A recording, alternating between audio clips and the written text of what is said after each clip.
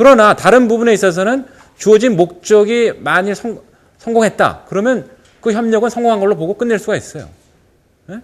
그렇기 때문에 그 협력의 목적을 무엇으로 두느냐에 따라서 협력하는 양상이 달라지고 또 같이 협력할 수 있는 이론도 달라집니다.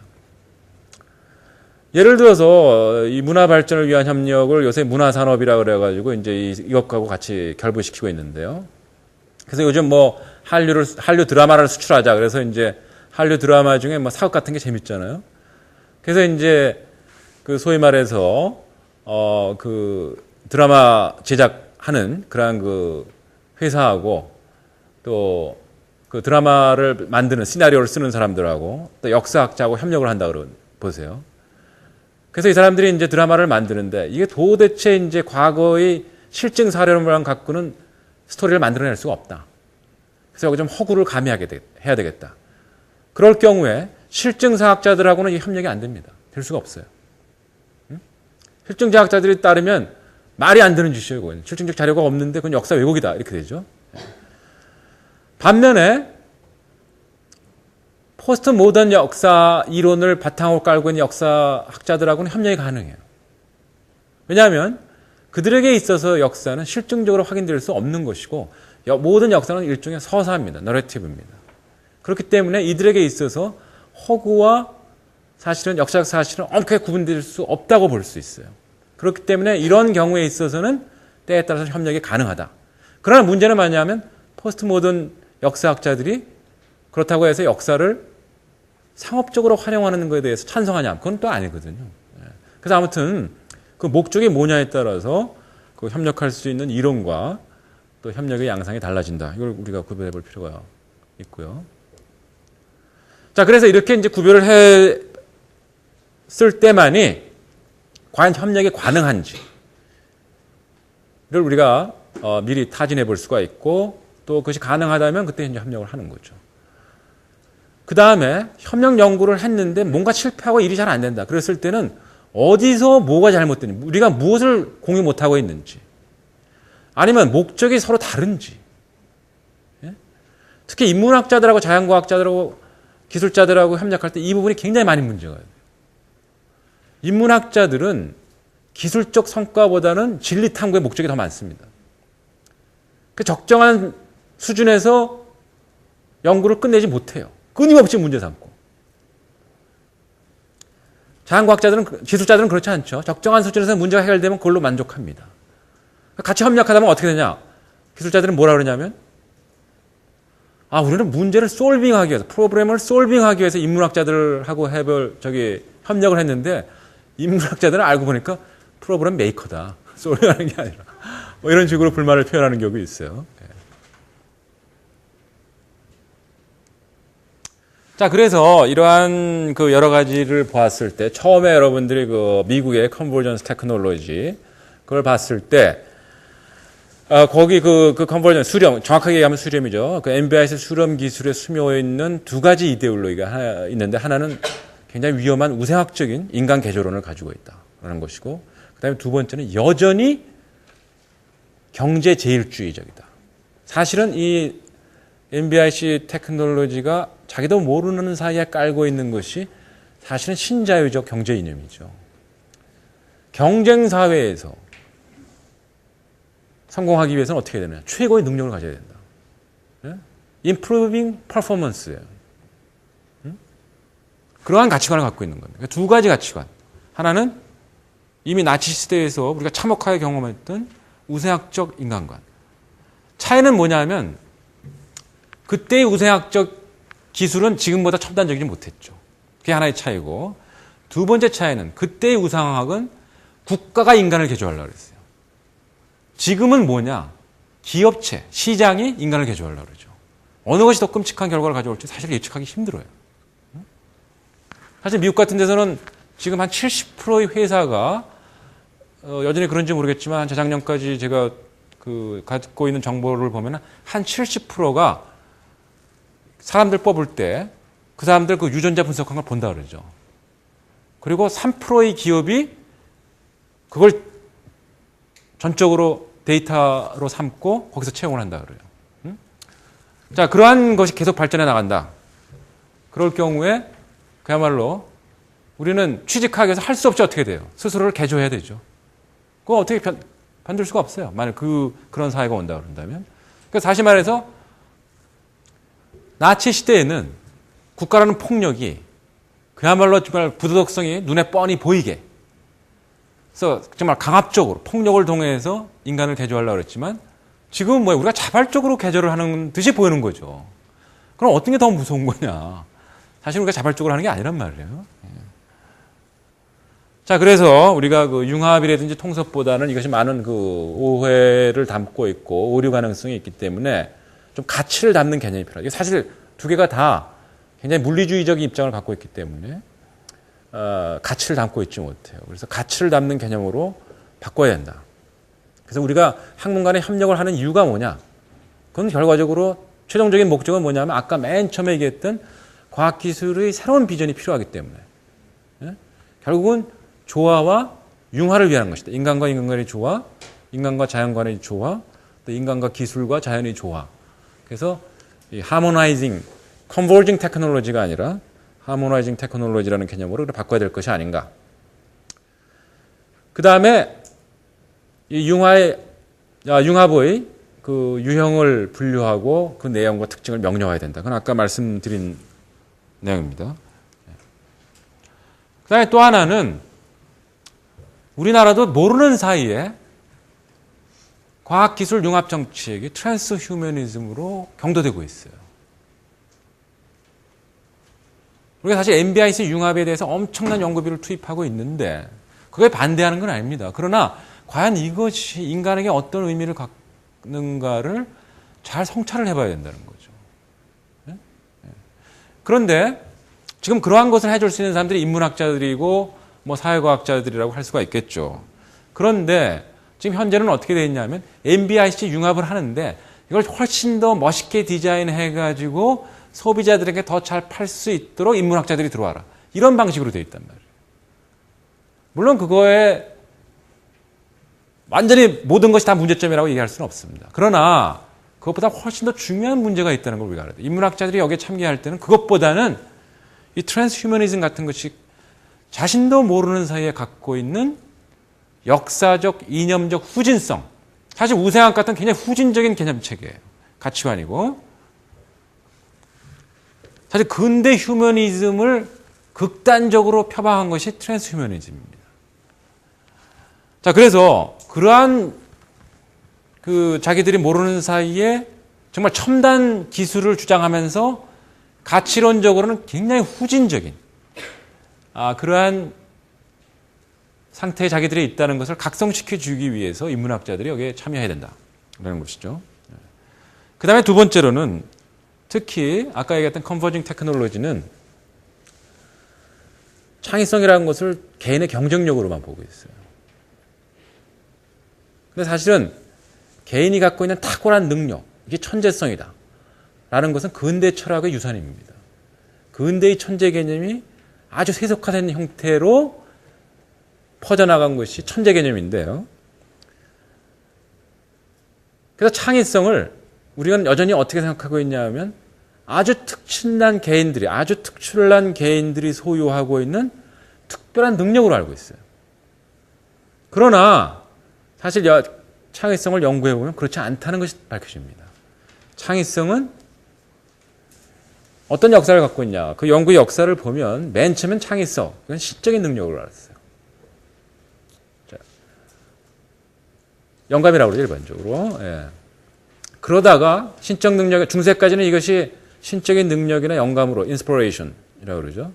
영감으로 알고 있다. 르네상스에 오면서 이것이 이미테이션이 되죠. 예. 그러다가 근대에 들어오면서 소위 말하는 노벨리티, 독특성, 또 새로운 것을 낳는 거 이런 식으로 되고 그것이 이제 19세기, 20세기에 들어오면서 엘리트들이 등장하죠. 19세기까지는 엘리트의 시대죠. 왜냐? 교육받은 사람이 소수였어요. 그래서 엘리트들이 의해서 운영됐던 사회가 19세기와 20세기 초의 사회예요. 교육받은 사람이 소수니까 그 사람들만이 천재같이 보이고 나머지 사람들은 다 무식하죠. 그래서 이제 천재라는 개념을 소수의 특출난 사람 이렇게 이해가 됐는데 지금 와서 연구를 해보니까 이게 교육의 기회가 적었고 또 근대 인식론이 가지고 있었던 그러한 편견들을 우리가 여전히 가지고 있어서 그러한 관점에서 특출난 개인들, 그러니까 아인슈타인, 뭐 피카소 이런 특출난 개인들을 딱 분리시켜서 그들이 무슨 특별한 능력을 갖고 있는 것처럼 생각하고 연구를 했다는 거예요. 근데 가만히 보니까 그게 아니고 이 콜링 우드라는 미학자라든지 롬바라는 철학자가 연구를 한 걸 보니까 크리에이티비티는 같이 하는 콩크리에이티비티다. 그 다음에 창의성은 가만히 보니까 이게 자기로부터 벗어나는 능력이다라는 거죠. 네? 그래서 창의성에서 가장 중요한 것이 콜래보레이션이에요. 협력. 이걸 입증해 줄 수 있는 최근에 한 예가 있었어요. 여러분 혹시 그 한 달 전쯤에 그 김웅룡이라고 하는 정말 나하고 비슷한 동년배죠. 저보다는 좀 어린데 그 사람에 대한 그 프로그램이 있었어요. 그 르뽀가 있었는데 그 사람이 한 4살 때 뭐 미적분을 풀고 뭐 외국어를 몇 개 국어를 하고 그래서 7살 때 미국 유학을 떠나죠. 그래서 뭐 한 8살에 박사과정에 입학하고 그러다가 뭐 한 10살 때 나사의 연구원으로 가고 그랬는데 어느 날부터 이 사람이 존재가 미미해졌어요. 그러다 나중에 이제 기자들이 추적해봤더니 아주 평범한 인간으로서 지방대학에 다니고 있더라. 그 전에 어떤 일이 있었냐면 예비고사 시험 보러 한국에 왔더라. 이런 게 밝혀졌어요. 그러면서 이제 그 사람이 이렇게 추적을 하다가 최근에 그 사람하고 인터뷰를 하면서 그 사람이 한 얘기는 뭐냐면 자기가 정말 천재였는지 모르겠는데 자기가 왜 그 나사에서 결국 탈출했다 그러더라고요. 자기가 도망을 와서 한국으로 귀국했는데 귀국한 가장 큰 이유가 뭐냐면 정말 친구들이 그리웠다는 거죠. 타인과의 관계가 그리웠다는 거죠. 그래서 이 사람이 가장 행복했던 시절 그건 뭐냐면 지방대학에 들어가서 과학 학생들하고 어울려 다닐 때가 자기는 가장 행복했고 그 이전은 가장 불행했고 자기가 갖고 있는 능력도 싫었고 그랬다는 거예요. 그래서 여기서 우리가 밝혀지는 것은 뭐냐면은 천재성이라고 하는 것은 각 개인이 갖고 있는 독특한 능력인데 그것이 발휘되려면 소셜 릴레이션이 굉장히 필요하다라는 거죠. 그 다음에 중요한 것은 최근에 그 연구에 따르면 어떤 개인의 능력이 창의력을 발휘하는 데서 가장 중요한 것은 뭐냐면은 그야말로 정서적인 안정감. 그 다음에 아까 말씀드린 대로 사회적 관계예요. 그래서 최근에 이제 천재라든지 이런 것에 대한 생각이 많이 바뀌었는데 그래서 요즘은 이제 여러 가지 말을 쓰죠. 그래서 협력적 창의성, collaborative creativity라는 말도 쓰고 집단 천재, 그룹 지니어스 이런 말도 많이 쓰죠. 그래서 거기서 나온 결론만을 요약을 하면 다 이용할 수는 없지만 최근에 와서는 특출난 사람만이 창의성을 갖고 있는 것이 아니라 창의성은 우리 모두가 가지고 있다. 여러분들 뭐 애기들 보신 분들은 알겠지만 어렸을 땐 다 천재 같아요. 근데 애들이 이제 그야말로 천재성을 잃기 시작하는 게 학교 들어가서부터죠. 그 다음에 여기서 마지막 시간이 더 없으니까 그 다음에 천재성이 발휘되기 위해서는 반드시 협력해야 된다. 왜냐하면 자신의 생각을 노출시켜서 다른 사람들하고 부딪히게 함으로써 또 거기서 어떤 조정을 하게 함으로써 거기서 비로소 새로운 생각이 창발된다는 거예요. 그래서 이 협력이 가장 중요하다. 그러니까 두 가지 관점에서 중요해요. 우리 모두가 창의적 인간이라고 하는 그러한 관점으로 인간관을 바꿔야 된다. 소위 창의성의 다양성을 인정해야 되고 두 번째, 다양한 창의성이 발휘되기 위해서는 협력이 가장 필수적인 요건이다 라고 하는 것이죠. 자, 그래서 우리 창의성이 발현되는 것을 조금 도식하고 이렇습니다. 이제 개인들이 각각 자기가 독특하게 타고난 잠재력을 이 사회 전체가 이게 교실이 될 수도 있고 사회가 될 수도 있고 기업이 될 수가 있어요. 이것이 협력의 장으로서 구조가 변해야 됩니다. 그래야 여기서 개인들이 자유롭게 자기 갖고 있는 생각이라든지 아이디어를 표출하고 여기서 그야말로 강박관념이나 이런 거 없이 그야말로 자유롭게 그것을 융화시켜서 거기서 비로소 새로운 것이 자기들이 상상도 못했던 새로운 것이 창발되는 형태로 이루어져야 된다는 것이 협력적 컬래버레이티브 크리에이티비티의 그 하나의 모습이죠. 자, 그래서 그 앞으로의 인간, 특히 앞으로의 휴머니즘은 인간관을 어떻게 바꿔야 되냐 하면은 자기중심적 인간에서 탈중심화된 인간으로 인간관을 바꿔야 된다. 그 인간은 어떤 인간이냐면 항상 남과 함께하는 인간, 코휴먼이 돼야 된다는 거죠. 그러니까 근대 휴머니즘의 문제점은 뭐냐면 에고센트릭했어요. 자기중심적이었어요. 그러나 이제 앞으로의 휴머니즘은 디센터드 돼야 된다. 디센터드 된 것 때문에 요새 상당히 잘 나가고 있는 것들이 있는데, 예를 들어서 이제 컴퓨터가 갖고 있는 중요한 기능, 컴퓨터가 여전히 왜 우리에게 많이 선호되느냐 하면 그것이 인간에게 굉장한 능력 향상을 준다는 것보다는 뭐예요? 요즘은 컴퓨터가 결국은 뭐로서 중요한 역할을 하죠? 소셜 네트워크 서비스로서 중요한 역할을 하죠. 콜래버레이션 하는 그러한 그 하나의 수단으로서 의미가 크기 때문에 컴퓨터가 여전히 많은 사람들에게 선호되는 기구라고 하는 것이고, 뭐 이건 좀 웃기려고 한 얘기인데, 뭐 걸그룹들이 잘 나가는 이유도 이게 하나의 싱어보다는 같이 협력하기 때문이다. 군무,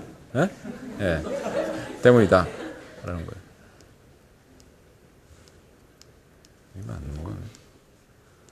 자, 그래서 사실은 그 아까 말씀드린 대로 그 우리나라 융합 정책의 모태라고 할 수 있는 MBIC 융합의 기저에 깔려 있는 이데올로기 중에 하나가 신자유주의였다 그러고, 신자유주의를 추진시키는 동기부여 메커니즘이 뭐였어요? 그게 경쟁이었죠. 그래서 경쟁하고 우리가 협력을 잘 구별해 봐야 된다는 거예요. 이제 경쟁으로 사회 문제나 경제 문제를 해결하려는 시대는 끝난 것이 아닌가라고 우리가 생각해 봐야 된다는 거예요. 그렇다고 해서 경쟁을 완전히 버리자는 건 아닙니다. 자, 이 경쟁이 갖고 있는 문제는 뭐냐면은 그야말로 우리나라 가장 경쟁이 모범적으로 적용되는, 극심하게 적용되는 거죠. 여기서 뭐냐면 서로 다른 생각들이 대결하면서 꼭 서열화해요. 그러니까 우리나라가 제일 많이 만드는 랭킹 시스템이죠. 대학도 랭킹, 뭐 고등학교 교실도 랭킹, 요새 뭐 어떤 신문사에서도 뭐 계속 대학 평가 랭킹, 그 랭킹 때문에 도대체 뭐가 잘 되는 건지 못 되는 건지 잘 모르겠는데, 아무튼 그래서 우리나라도 그렇고 미국도 가만히 보면 뭐 랭킹 엄청나게 많이 만들죠. 이 서열화시키는 그런 결과를 가져오는데, 이게 나타나는 거는 뭐냐면 서로 이질적인 거는 사실은 같은 기준으로 평가할 수 없습니다. 근데 이런 것들을 갖다가 어떤 자기적인 기준을 만들어가지고 그것에 따라서 서열을 지운단 말이에요. 그렇게 되면 어떻게 되냐면 다양성이 없어지고 가장 가치 있는 것과 가장 나쁜 것, 가치가 없는 것으로 서열이 이루어지면서 오히려 독특성이라는 것이 없어버려요. 그리고 이러한 경우에 어떤 일이 생기냐 하면은 자기 생각을 당당하고 자신 있게 펼치질 못해요. 왜냐하면 항상 어떤 위험에 처해 있어요. 항상 무엇과 대결해서 그것보다 열등한 것으로 평가받을 위험에 있단 말이에요. 사실 서열화해서 열등하지 않은 것은 꼭 하나밖에 없죠. 뭐밖에 없어요? 1등밖에 없어요. 네? 그 다음에 가장 심각한 문제 중에 하나가 소위 말하는 우리는 코휴먼이 될 수가 없죠.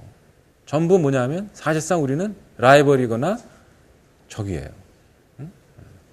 그래서 여기에는 굉장한 심리적 고통과 불안이 따르는 그런 체제라고 얘기할 수 있어. 승자는 늘 1등의 자리에서 내려오게 될까 봐 불안하고, 나머지 사람들은 뭐예요? 다 1등보다는 못한, 자기 위에 있는 사람보다는 못한 열등감에 빠지게 되죠. 근데 우리가 창의성 연구를 해보면 창의성이 발휘되는데 가장 독소적인 요인이 바로 뭐냐면 열등감입니다. 열등감 때문에 자기 능력을 펼치지 못하고 결국 그 능력이 퇴화돼서 결국은 쓸데없는 사람이 되어버리고, 결국 분노가 차게 되죠. 또 이것이. 그래서 이제 분노가 차게 되면은 어떻게 되냐? 이상 행동이 나오기 시작하죠. 그래서 사실은 이제 사회학적 연구를 보면은 경쟁사회하고 경쟁사회지 않은 사회를 비교를, 극단적인 두 개를 비교를 해봤어요. 뉴욕에 있는 흑인 할렘가에 사는 사람들하고 케냐에 있는 흑인들을 비교를 해봤어요. 그랬더니 뉴욕 할렘가에 있는 흑인들의 소득이 케냐의 상류층보다 높아요. 그런데 어떻게 되냐? 질병 발생률, 수명, 범죄율이 어디가 높겠어요? 뉴욕 할렘가가 높아요. 네? 자, 왜 그러냐 하면 그것이 다 경쟁사회가 만들어내는 문제점이죠. 그래서 사실 경쟁이 심한 곳은 범죄율도 상당히 높아요. 또 양극화가 심한 곳에서 질병 발생률이 높고, 미국에서도 똑같은 주를 비교를 해보면 경쟁이 심한 곳과 경쟁이 좀 약한 곳이 범죄율과 질병 발생률, 평균 수명이 다 달라요. 같은 나라에서도. 자, 그 다음에 반면에 협력은 어떠냐 하면, 협력은 협동이 아닙니다. 단결이 아니에요. 일사불란이 아니에요. 각자가 나름대로의 당당함과 자긍심을 갖고 자기 생각을 펼쳐야 돼요. 그게 없으면 협력이 안 되고, 이건 뭐냐? 총화단결. 우리가 유신시대 때 얘기했던 총화단결이 돼버려요. 일사불란? 예? 예, 그거는 협력이 아닙니다. 그건 전혀 창의적이지 못한 조직이에요. 자, 그래서 질적으로 다른 생각들이 만발해야 된다는 거죠. 그 다음에 여기서 리스크 테이킹이 돼야 된다. 위험에 도전할 수 있게 되죠. 왜냐하면 이걸 자기 생각을 펼침으로 해서 불이익이 올 게 없는데 왜 못하겠어요? 그 다음에 이건 배려의 정신이 깃들어 있는 그러한 것이라고 할 수 있고, 사실 우리가 이제 내일 우리가 아마 여기에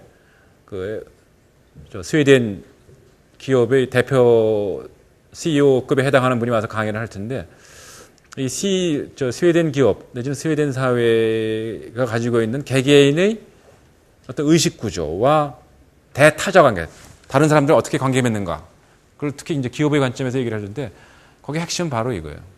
북극 사람들이 우리나라 사람들에 비해서 훨씬 배려와 도움의 여유가 상당히 많더라. 자기가 경험을 해보니까. 이런 거죠. 자, 그래서 이런 것들이 결국은 심리적 안정감과 행복감을 주고, 이것이 결국은 또 창의성으로 순환된다. 라는 것입니다. 가만히 있어. 시간이, 그렇죠. 아이고. 거의 끝내야 되겠네요.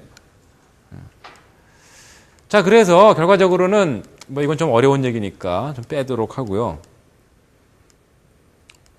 자, 그래서 아까 다시 한번 정리하면은 우리가 일단은 학문 간의 협력을 한다고 했을 때 이론적 구조를 면밀히 파헤쳐서 그것들이 각기 어떠한 가정들을 갖고 있는가, 또 그 가정이 어디서 왔는가를 잘 확인을 하고, 과연 이것들이 같은 수준에서 논의될 수 있는 것인가, 같이 연결될 수 있는 것인가, 그런 것들을 잘 판별한 다음에 협력을 해야지 아인슈타인과 피카소를 연결시킴으로써 했던 그러한 무모함, 또 예를 들어서 양자 물리학과 인간의 자유를 연결시킴으로써 우리가 이르게 됐던 그런 어처구니 없는 결과, 거기로부터 벗어날 수 있다라는 것이고요. 자, 그래서 마지막으로 이것만 하나 얘기하고 끝나기로 하죠. 예, 정리하는 의미에서.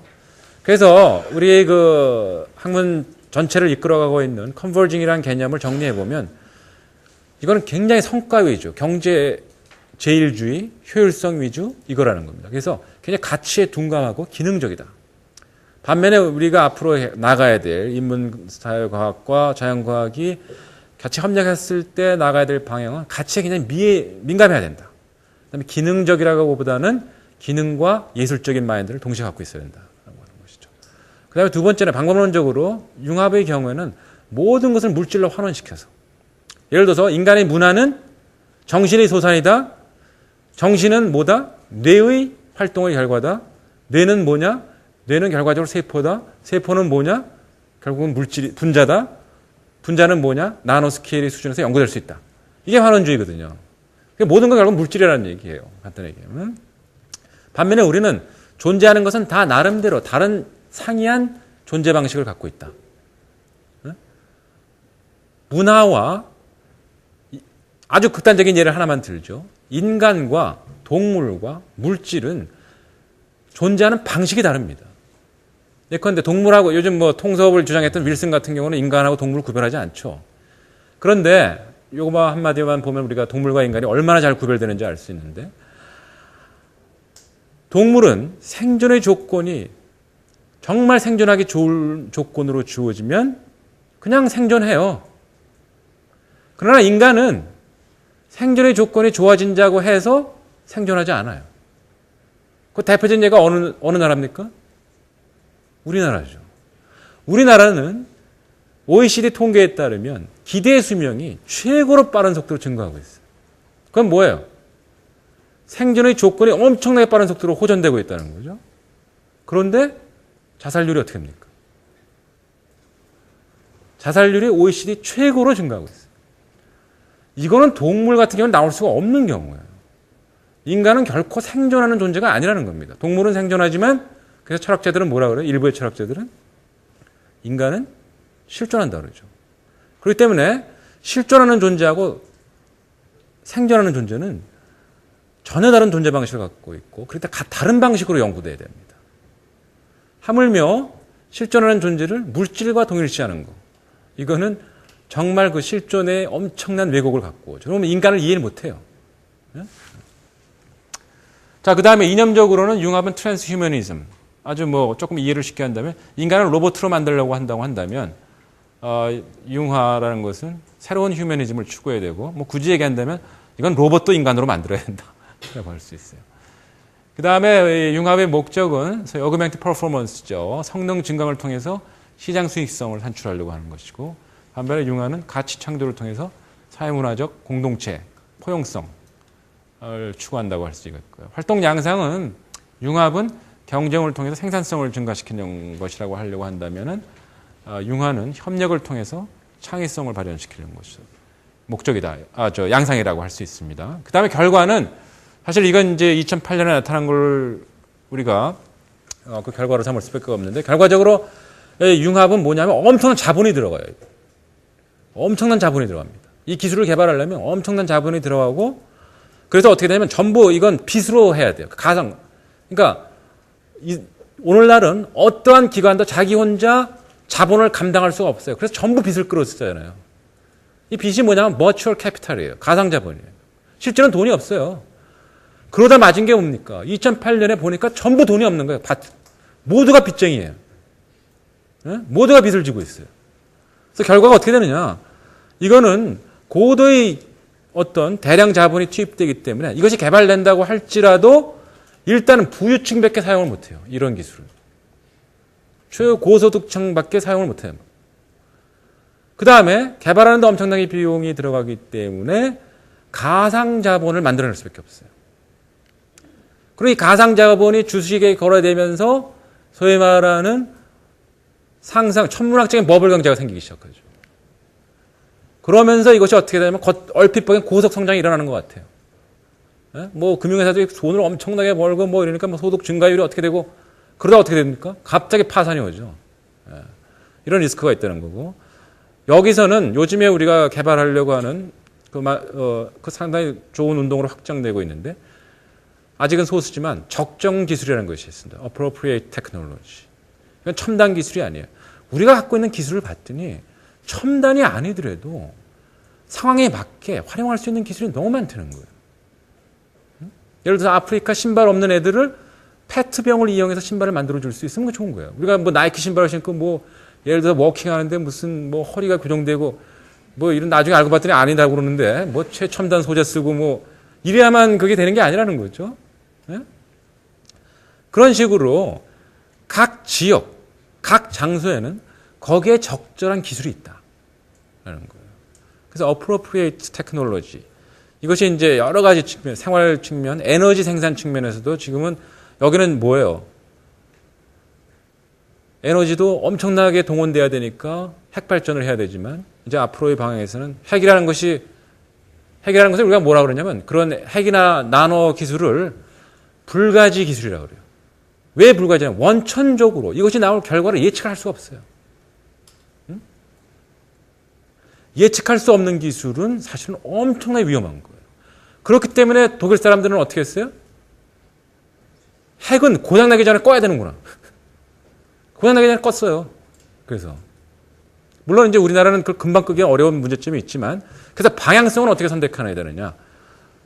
기술도 너무나 첨단 기술 위주가 아니라 적정 기술을 향해서 발전해야 되겠다. 그 다음에 에너지 생산 시스템도 지금처럼 중앙 집권적이 아니라 분산형, 장소 중심형, 풍경 배려형으로 발전을 해야 되겠다. 그래야만 사회적 자본이 축적된다. 버추얼 자본, 사회적 자본이라는 게 뭐냐면 뭐예요? 인간과 인간 간의 신뢰, 이런 거를 사회적 자본이라고 그러죠. 그래서 과거에는 사회적인 문제를 경제 성장을 통해서 해결하려고 그랬어요. 그런데 그것이 안 된다는 것이 우리의 경험입니다. 이제는 경제의 문제를 뭐를 통해서? 사회적 안정성을 통해서 해결해야 된다. 라는 식으로 생각이 바뀌어나가고 있고, 그런 것을 그야말로 뒷받침해 줄 수 있는 기술이 하모나이징 테크놀로지가 아닌가 해서 이쪽 방면으로 우리가 연구를 해야 된다. 이렇게 이제 말씀을 드리고 싶습니다. 시간이 오버돼서 미안합니다.